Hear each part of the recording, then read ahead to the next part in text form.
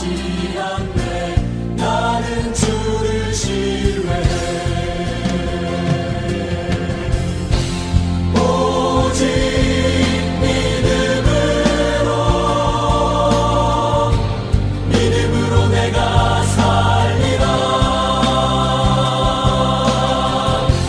오직 믿음으로 내가 살리라.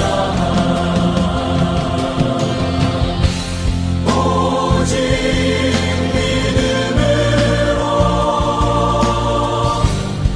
믿음으로 내가 살리라. 오직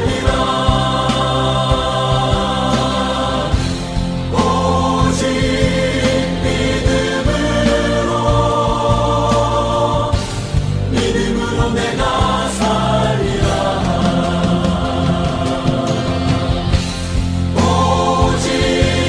오직 의인은 믿음으로 말미암아 살리라. 오직 의인은 믿음으로 말미암아 살리라. 오직 의인은 믿음으로 말미암아 살리라. 오직 의인은 믿음으로 말미암아 살리라.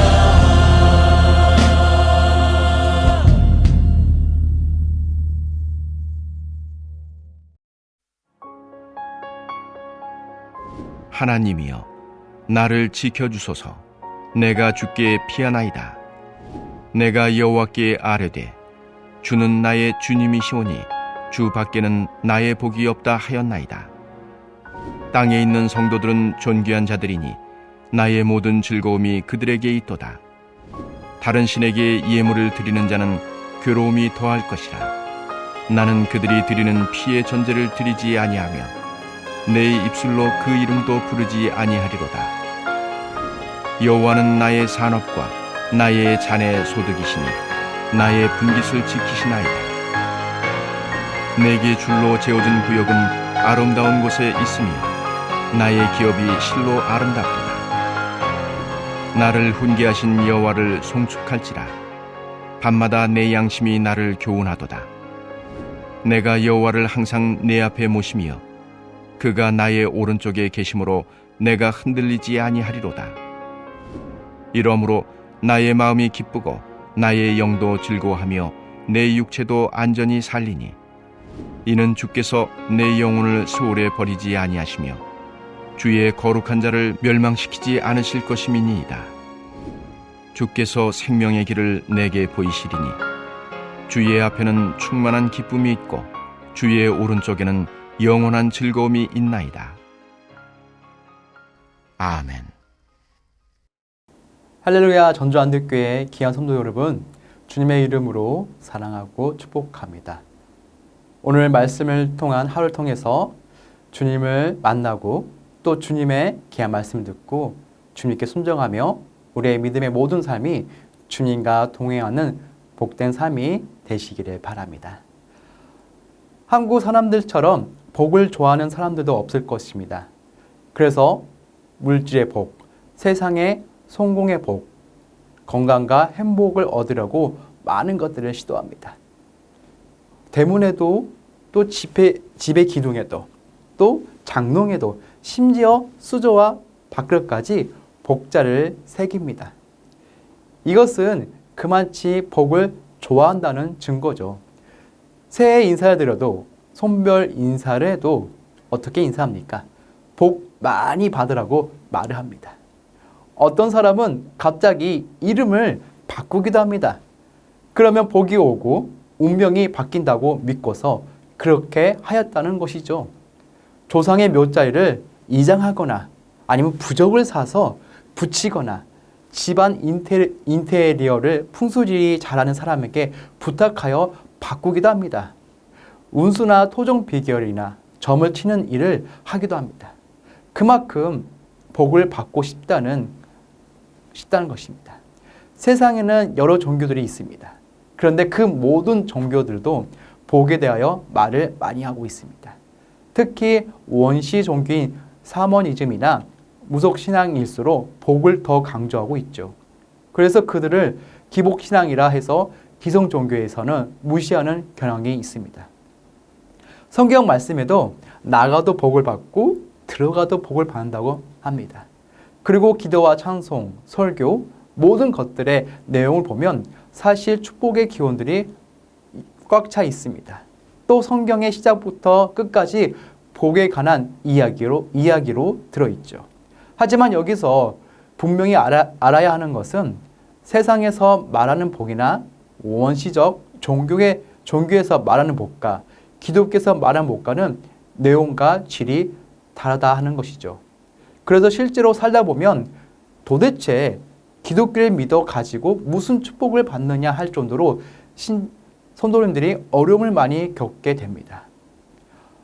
하나님을 잘 섬김에도 불구하고 사고가 납니다. 형편이 어렵습니다. 또 실패하는 일이 얼마나 많은지 모릅니다. 믿음의 조상이라고 아브라함, 이삭, 야곱, 다윗 모두가 다 형통한 삶을 산 것이 아닙니다. 수없는 고난을 받았음에도 우리는 축복된 삶이라고 말을 합니다. 그렇다면 도대체 그러한 고난 속에서도 축복이라고 말하는 이유가 무엇일까요? 복에 대한 인간의 두 가지 착각이 있습니다. 하나는 많은 것을 소유한 것이 복이라는 착각입니다. 세상 사람들은 복이 소유에 있는 줄 압니다. 그러나 성경에서 말하는 복은 관계로의 복이요, 나눔의 복입니다. 이게 중요한 말입니다. 그리스도인들이 복되다는 것은 무엇을 많이 소유하고 있기 때문이 아니라 하나님과의 관계 속에 있기 때문에 복된 것이죠. 그리고 세상에서 가장 값진 생명을 살릴 수 있는 복음을 전하여 그리스도의 사랑을 나눌 수 있게 복된 것입니다. 그럼에도 오늘날 많은 그리스도인들이 오늘도 더 많은 소욕을 통해 복을 누리고자 애를 쓰고 있지요. 두 번째 착각은 복을 자신의 노력으로 얻을 수 있는 것으로 생각하는 것입니다. 농부가 씨를 뿌리고 열심히 김을 메고 곡식을 가꿀 때 가을에 많은 추수를 할 수 있습니다. 또한 사업가가 밤잠을 안 자고 부지런히 일해야 사업에 성공을 할 수 있습니다. 학생이 놀지 않고 부지런히 공부해야 좋은 대학에 들어갈 수가 있죠. 그러나 농부가 아무리 열심히 곡식을 가꾸어도 때를 따라 비가 오지 않으면 그 농사는 망칩니다. 학생이 아무리 열심히 공부를 해도 시험 전날 병에 시달렸다면 좋은 결과를 기대하기 어렵지요. 오직 하나님의 알파 플러스가 있어야 인간의 노력만 갖고 안 된다는 것입니다. 여러분, 내 노력만으로도 그 누구도 복된 자가 될 수 없습니다. 솔로몬을 보십시오. 부와 명예, 권세 다 있었습니다. 그러나 그가 마지막에 뭐라고 말합니까? 헛되고 헛되다 말합니다.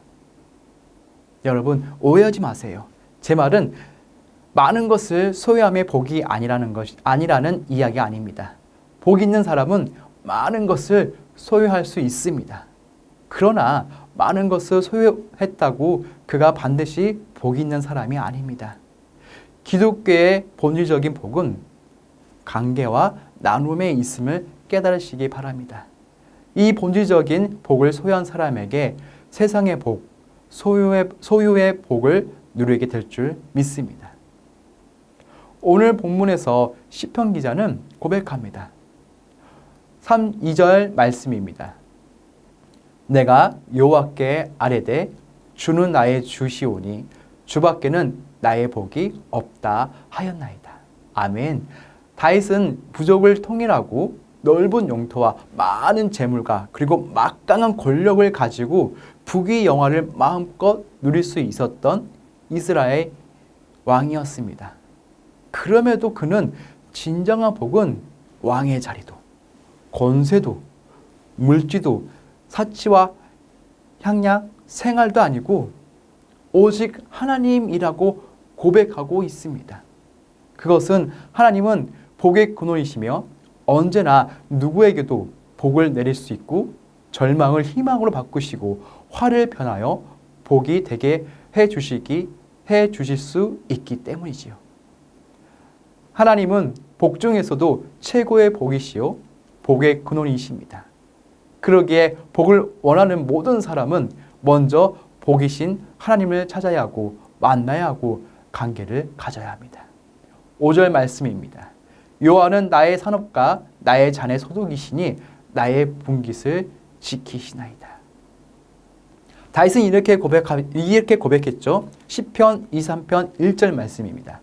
여호와는 나의 목자시니 내게 부족함이 없으리로다. 아멘. 이 말씀이 여러분의 신앙 고백이 되시기를 바랍니다. 그때 부족함이 없는 삶을 살게 될 것입니다.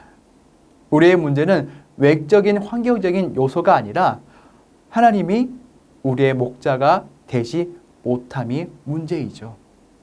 5절 말씀에 여호와는 나의 산업과 잔의 소득이라고 말씀하고 있습니다.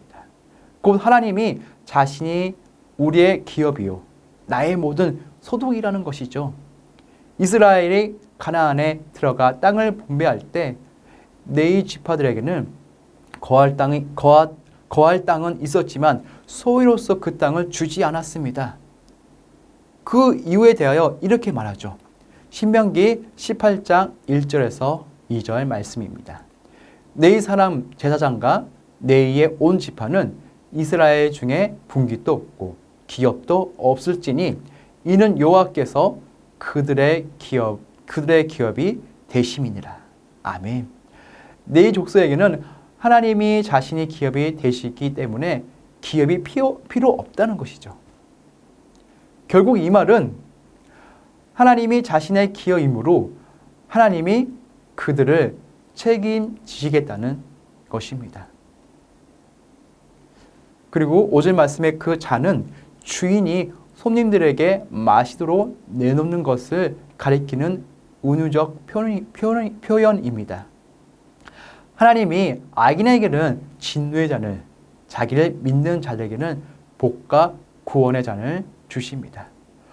오늘 이 시대에 살고 있는 저와 여러분들에게도 이 말씀은 동일하게 적용됩니다. 하나님이 우리의 기업이 되신다는 것은 하나님이 우리의 미래를 책임지시겠다는 것이지요. 하나님을 외면하고 내가 열심히 노력하여 세운 기업도 아름답지만 그것은 우리에게 영원한 기업이 되지 못합니다. 자이든 타이든 이 땅의 기업은 영원한 우리의 기업이 될 수가 없지요. 요즘 대기업들을 보십시오. 그렇게 땀을 흘렸건만 자신들의 것이 되지 못하죠. 그러므로 주께서 내게 준 구역, 곧 내게 허락하신 기업이 아름답지 내 노력으로 내 계획으로 만들어진 기업은 아름답지 못합니다. 꼭 행복해지지가 않습니다. 8절 말씀입니다. 내가 여호와를 항상 내 앞에 모심이요 그가 내 우편에 계심으로 내가 요동치 아니하리로다.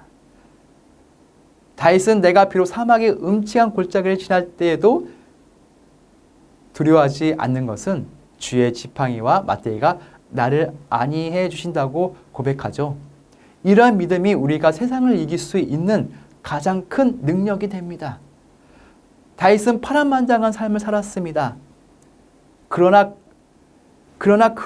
그러한 인생 역정에서도 그는 좌절하지 아니하고 오히려 나는 부족함이 없다라고 고백했던 것은 오직 하나님이 함께 하심을 믿고 살았기 때문이죠. 주님이 언제나 우리와 함께 하시기에 우리는 요동하지 않고 즐겁고 기쁘고 안전히 거한다는 말입니다. 시냇가에 심은 나무처럼 인생의 뿌리를 주님께 깊이 내리면 내릴수록 요동치 않고 내 마음은 기쁘고 우리의 영혼은 그 영광으로 즐거워합니다. 차나 배나 비행이든지 큰 것이 좋습니다. 작으면 멀미가 쉽게 납니다. 왜 작다고 멀미가 쉽게 날까요? 작다 보니 잘 흔들리기 때문이죠. 우리 인생이 주께서 속하지 않으면 작은 인생의 문제도 쉽게 멀미하고 고통을 느끼고 괴로움을 당하게 되어 있습니다. 고아와 부모 있는 아이의 차이점은 무엇일까요? 의식주 문제나 물질적인 문제는 고아들도 이제는 걱정이 안 됩니다. 그러나 부모가 없는 아이에게는 사랑이 없게 늘 불안합니다. 사랑이 무엇입니까? 누군가가 나와 함께 한다는 믿음입니다. 인생은 절대 혼자 살 수가 없습니다. 내가 나의 주인이 될 수가 없습니다. 세상에서는 그 무엇으로도 영혼의 사랑을 채울 수가 없습니다. 너무나 불안하고 불확실한 세상에서 우리가 살지만 내 영혼을 주님이 보호하심을 믿는다면 우린 정말로 기쁘게 즐거워하며 안전히 거하며 복된 삶을 살아갈 수가 있지요. 미국의 16대 대통령 링컨의 어머니 낸시는 한국의 심사이단 같은 인물로 칭송받고 있습니다. 낸시가 링컨을 보살핀 기간은 불과 9년이었습니다. 링컨은 이때 어머니로부터 귀중한 것을 모두 배웠습니다. 링컨이 9살 때 도초를 뜯어먹은 소의 젖에서 나온 우유를 먹고 도초병으로 숨졌습니다. 그때 낸시는 링컨의 손에 작은 성경을 들려주며 유언을 하였습니다. 오늘 내게 세상에서 가장 귀중한 선물 하나를 주겠다. 내가 없다도 이 책에 있는 말씀이 너를 올바른 길로 인도할 것이다. 링컨은 평생 이 성경을 가슴에 품고 다니며 교훈을 얻었습니다. 그리고 하나님에 대한 절대적인 믿음으로 인생의 승리의 삶을 살았습니다. 우리도 아브라함 링컨처럼 인생의 승리의 삶을 살아가는 저와 여러분들이 되길 바랍니다.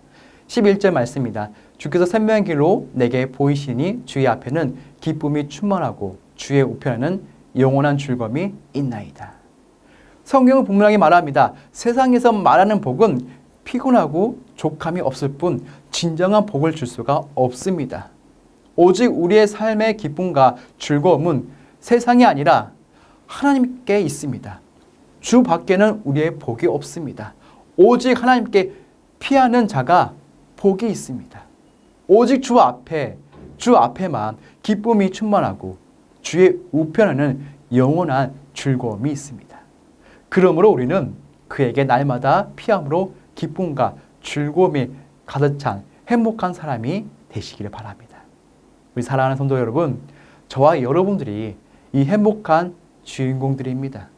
주 밖에는 다른 복이 없나이다. 또 땅에 있는 성도들에게 나의 모든 즐거움이 있도다 라고 고백하는 행복감을 가지고 살아감으로써 오늘 하루도 이 시편에서 약속된 모든 복을 다 받아가시는 우리 사랑하는 성도님들이 되시기를 주님의 이름으로 축원합니다. 우리 다 같이 기도하는 시간을 가지겠습니다. 우리 첫 번째로 시편 기자가 드린 이 아름다운 고백이 실로 저의 고백이 되기를 소망합니다. 언제나 주님을 제 삶의 중심에 모심으로 기쁨이 충만하고 즐거움이 있는 생명의 길을 걷게 하소서. 우리 두 번째로 코로나에 확진된 선교사님들과 미얀마의 회복을 위해서 그리고 우리 세 번째로 하나님의 방법인 기도로 세워가는 건축되게 하옵시며 교회가 한마음 되어 선전 건축을 감당하게 하옵소서. 우리 세 가지 기도 제목을 가지고 다 같이 기도하는 시간을 가지겠습니다.